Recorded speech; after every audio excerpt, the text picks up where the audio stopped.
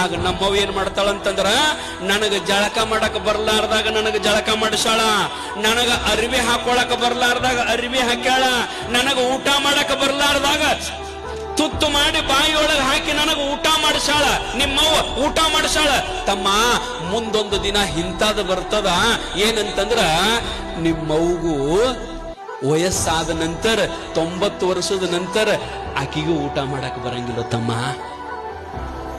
ನಿನ್ನ ತಾಯಿಗೆ 90 ವರ್ಷ 70 ವರ್ಷ 80 ವರ್ಷ ಆದ ನಂತರ ನಿಮ್ಮ ಅಪ್ಪಗ ನಿಮ್ಮವ್ಗ ಕೈ ನಡಗತ್ತವ, ತಾಟಿನಾಗಿನ ತುತ್ತು ತಗೊಂಡು ಬಾಯಾಗ ಹಾಕೊಳ್ಳಕ ಆಗಂಗಿಲ್ಲ. ಹಂಗ ವಯಸ್ಸಾದ ನಂತರ ನಿಮ್ಮವ್ಗ ಊಟ ಮಾಡಕ ಬರಂಗಿಲ್ಲ, ನಿಮ್ಮ ಅಪ್ಪಗ ಊಟ ಮಾಡಕ ಬರಂಗಿಲ್ಲ, ನಿಮ್ಮವ್ಗ ನಿಮ್ಮ ಅಪ್ಪಗ ಜಳಕ ಮಾಡಕ ಬರಂಗಿಲ್ಲ, ಬಟ್ಟೆ ಹಾಕೊಳಕ ಬರಂಗಿಲ್ಲ. ನೀ ಸಣ್ಣವಿದ್ದಾಗ ನಿನ್ನ ಬಾಯಿ ಒಳಗೆ ಹೆಂಗ ತುತ್ತಾಕಿ ಉಣಿಸಾರಲ್ಲ, ನೀ ದೊಡ್ಡವಾದ ನಂತರ ಅವ್ರ ವಯಸ್ಸಾದಾಗ ಅವ್ರಿಗೆ ನೀ ಒಂದು ತುತ್ತು ಬಾಯಿಯೊಳಗೆ ಹಾಕಿದಿ ಅಂತಂದ್ರ ನಿನ್ನ ಹಡದದ್ದಕ್ಕೂ ಸಾರ್ಥಕ ಆಗುತ್ತದ, ಅವರಿಗೆ ನಿನ್ನ ಹಡದದ್ದಕ್ಕೂ ಸಾರ್ಥಕ.